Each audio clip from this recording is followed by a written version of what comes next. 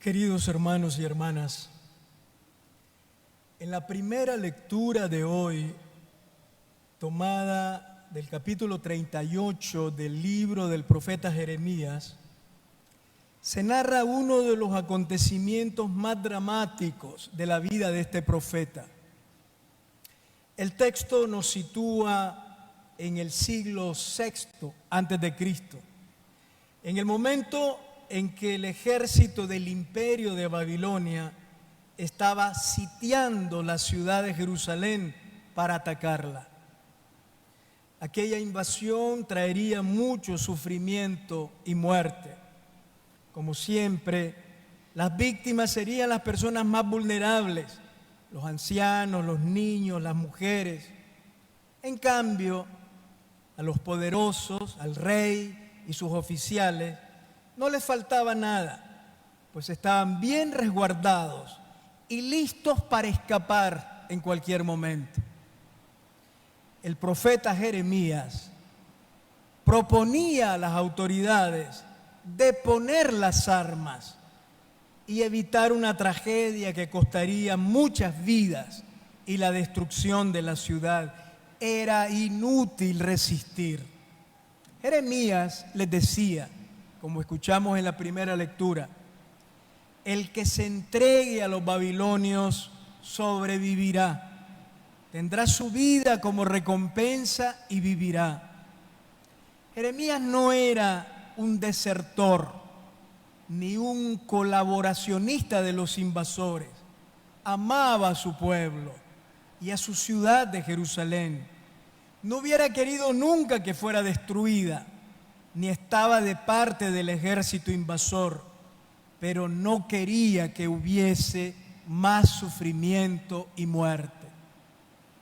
El profeta sabía que no había posibilidades de sobrevivir e invitaba a aceptar la marcha de la historia en aquel momento como se estaba presentando, confiando en que aquella dolorosa situación entraba en los planes de Dios. Decía Jeremías, así dice el Señor, esta ciudad será entregada con toda seguridad en manos del rey de Babilonia, y éste se apoderará de ella.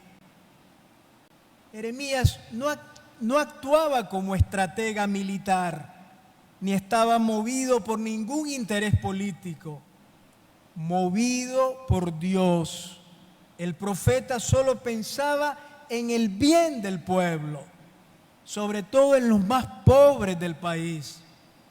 A Jeremías lo que le interesaba era la vida de la gente y por eso abogaba por una salida pacífica ante la invasión extranjera.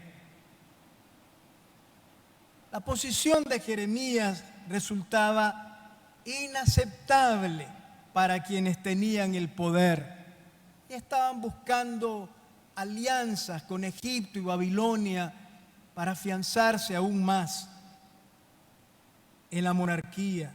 Al rey, a los militares y a los altos funcionarios de la monarquía en Judá les convenía la guerra. Terrible que llegue a convenir la guerra en algún momento, y por varios motivos. Primero, porque podrían atribuir al ejército invasor la situación de miseria en que vivía la población, cuando en realidad era consecuencia de la corrupción y de la injusticia que ellos habían impuesto en el país.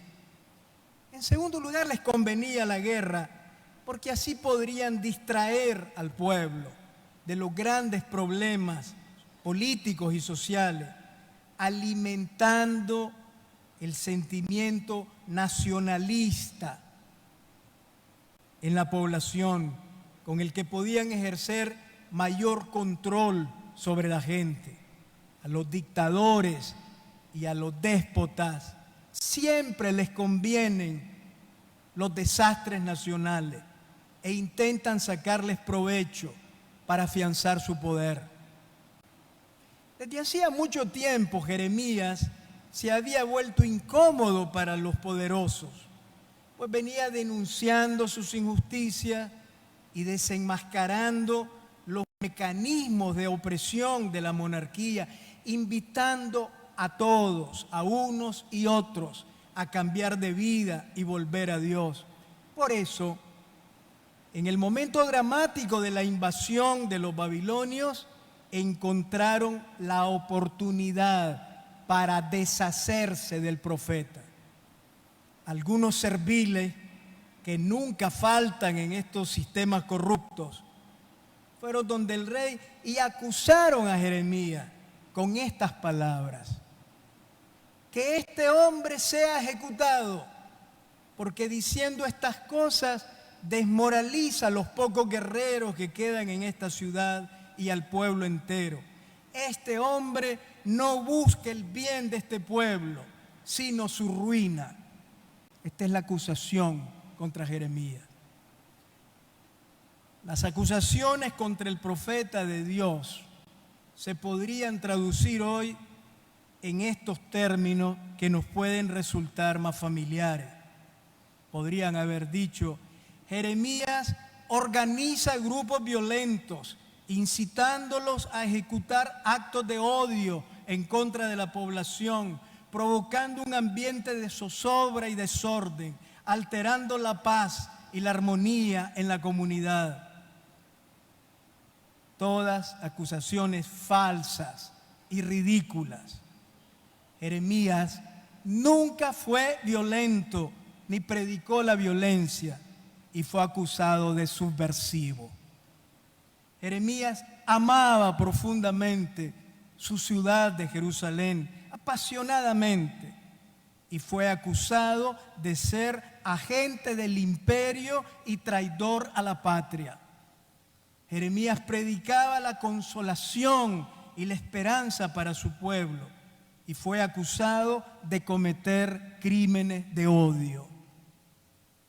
El rey de Judá y sus funcionarios decidieron arrojar al profeta Jeremías en un pozo que existía en el patio de la guardia del Palacio Real. Dice el texto que lo bajaron con ayuda de cuerdas.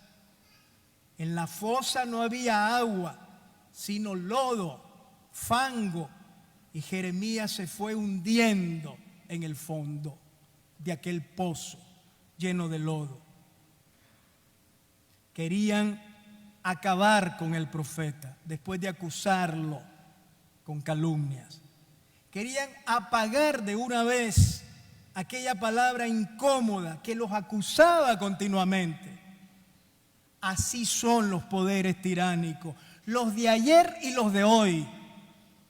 Con tal de mantener el sistema de opresión que han impuesto, conservar sus privilegios, aumentar su riqueza y seguir sometiendo al pueblo, acusan con mentiras, levantan calumnia y procesan injustamente. Esto de eliminar a los profetas es algo muy antiguo. Lo practican siempre los sistemas injustos, intolerantes y violentos. Antiguamente echaban a los profetas en cisternas llenas de lodo, como le ocurrió a Jeremías, o los expulsaban del país, obligándolos al exilio, como pasó con el profeta Amós, o los encarcelaban y les cortaban la cabeza, como Juan Bautista, o intentaban despeñarlo desde lo alto de un monte, como a Jesús, a quien después condenaron a morir en una cruz. Esta es la historia de los profetas. Hoy, esos mismos sistemas siniestros, injustos y criminales, que no soportan la verdad y que no están dispuestos a escuchar a Dios, aunque se llenen la boca mencionándolo, calumnian y agreden a los profetas, les levantan falsas acusaciones y ofenden y denigran a la iglesia. Los tiranos no soportan la palabra profética que pone al descubierto su maldad y sus crímenes. Los poderosos de hoy también temen a los profetas. Los poderosos de hoy temen a una iglesia profética y quisieran ver a una iglesia encerrada en la sacristía, con la boca cerrada, y ojalá doblegada de rodillas ante ellos. Al no lograrlo, se llenan de rabia con discursos agresivos, con los cuales no hacen más que mostrar su propia debilidad y la oscuridad de su conciencia. Pero todo es inútil y la historia se los mostrará un día. No nos dejemos intimidar. La palabra de Dios, como dice la segunda carta a Timoteo, la palabra de Dios no está encadenada, ni puede ser encadenada. Nada, ni nadie puede acallar la voz de Dios, que resuena en la humilde voz de los hombres y mujeres que Él ha elegido para hablar en su nombre, los profetas. Jeremías no se hundió en el fango del pozo. Un oficial del rey llamado Ebed-Melech se conmovió, lo vio, intercedió por él y le salvó la vida. Siempre hay gente justa y buena, incluso dentro de los sistemas más corruptos y violentos. Y ojalá tengan el valor de vivir su justicia y su bondad a cara descubierta y no ser víctima de estos sistemas. En la oscuridad del pozo, Jeremías, entre la vida y la muerte, seguramente escuchó que Dios le susurraba al corazón unas palabras que él había oído al inicio de su ministerio. No tengas miedo, yo estoy contigo para salvarte. Porque Dios nunca abandona a sus profetas. Que no olviden esto los criminales que quieren acabar con ellos. Dios no abandona a sus profetas. Dios no abandona ni a sus profetas ni a su pueblo. Y por eso el profeta, apresado, denigrado, encarcelado, torturado, exiliado, no se calla.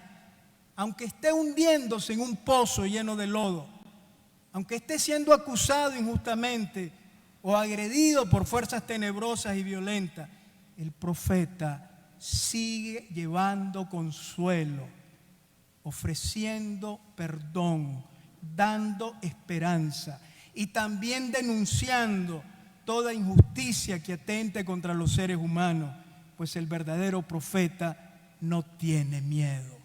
Porque no debe rendir cuentas a ningún amo más que a Dios. Y no tiene otros intereses en su corazón más que los de Dios. Pero Dios tampoco abandona a su pueblo. Por eso el pueblo no debe perder la esperanza jamás. No lo olvidemos. La última palabra en la historia nunca la tienen los tiranos. La historia la deciden los pueblos, gracias a su capacidad de soñar y a su esfuerzo por organizarse y resistir. La historia la deciden los pueblos que se apoyan firmemente en la fuerza del Dios liberador de toda opresión. La historia la deciden los pueblos que confían en el amor de Dios, que les da fortaleza para luchar por liberarse de todo yugo inhumano. Amén.